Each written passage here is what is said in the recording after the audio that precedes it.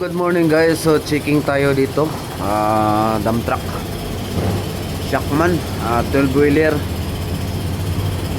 with engine. So pa-check sa driver kasi lumuwag yung tornilyo sa propeller. Kaya yung trabaho natin dito guys. So tayo dito tayo sa ilalim ng truck. Ayun, ito yung reklamo sa driver kasi maluwag daw ang bolt. Higpatan lang natin guys.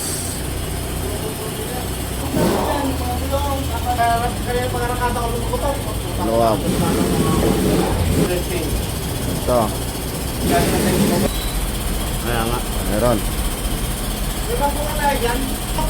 Ha? Pagkatan ko, muna ako mataas. Ay ba yan?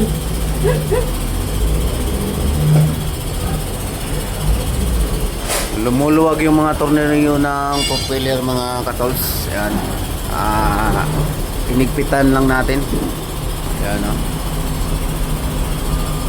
Ang haba ng propeller mga katols, tatlong dugtong.